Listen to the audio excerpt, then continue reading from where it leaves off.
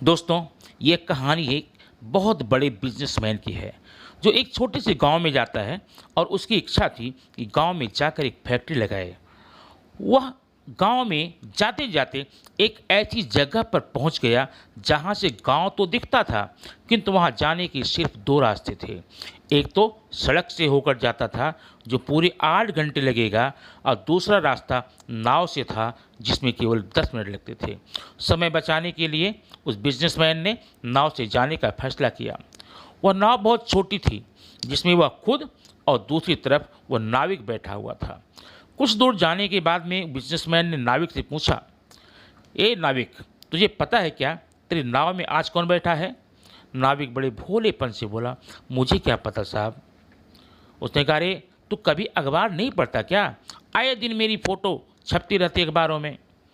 नाविक मासूमियत से बोला, साहब दिन भर मैं नाव चलाता हूँ, परिवार का पालन पोषण करता हूँ, मुझे अखबार पढ़ने का क्या टाइम मिलता है, क्या फ़ायदा?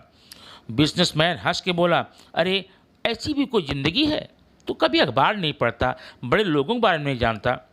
तब बिजनेसमैन ने खुद कहा, वो सामने ज़मीन देख रहा है ना, उस ज़मीन पर मैं एक फैक्ट्री लगाऊंगा। वो फैक्ट्री होगी पिज्ज़ा बर्गर की। पिज्ज़ा बर्गर तो जानता है ना? नाविन कहा, नहीं साहब, मुझे क्या पता। तो झल्ला के बोला, अरे कभी तो शहर नहीं गया, गांव से बाहर नहीं गया? शहरों में जाकर देखो, वहाँ पिज्ज़ा बर्गर बनते हैं, दुकानों में बिकते हैं। नाविक मासूमियत से बोला, साहब मैं शहर कैसे जाऊँगा, मैं अनपढ़ हूँ।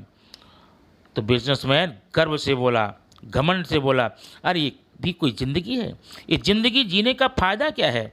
कभी तो शहर नहीं गया, गांव के बाहर नहीं गया, पिज्ज़ा बर्गर नहीं जानता। ये सुनकर के नाविक बहुत उदास हो गया। नाव वालों उदास हो गया, उसे लगा कि सच में मेरी ज़िंदगी बेकार है, किसी काम की नहीं है।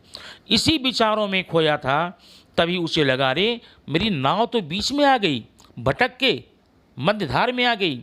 अब नाव में धीरे धीरे पानी भरने लगा था। नाविक को समझ में आ गया कि अब नाव डूब जाएगी।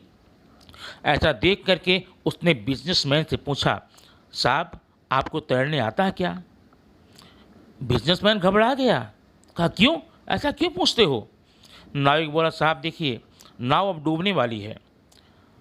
और जब स्थिति देखा, बिजनेसमैन घबरा गया, गिड़गिड़ाने लगा, रोने लगा और नाविक से हाथ जोड़कर बोला, भैया मुझे बचा लो, जो कहोगे मैं दे दूंगा, जो चाहे मैं दे दूंगा।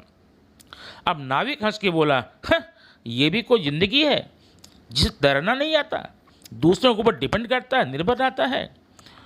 नाविक ने कहा, देखो भाई घबराओ मत, मुझे सिर्फ तैर कर अपनी ज़िंदगी बचाने ही नहीं आती, बल्कि डूबते हुए को बचाना भी आता है। मैं आपको बचा लूँगा।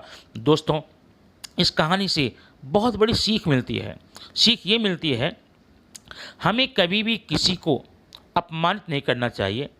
इस लंबी सी ज़िंदगी में जाने कब, कैसे, किसके सहारे हमें होना पड़ा, कौन हमारे काम में आ जाए, इसलिए कभी भी किसी का तिरस्कार मत करो। और कहानी को सुनने के बाद में आप अपना कमेंट ज़रूर दीजिए कि इस कहानी से आपको कौन सी शिक्षा मिली। Thank you very much. फिर मिलेंगे नेक्स्ट स्टोरी में।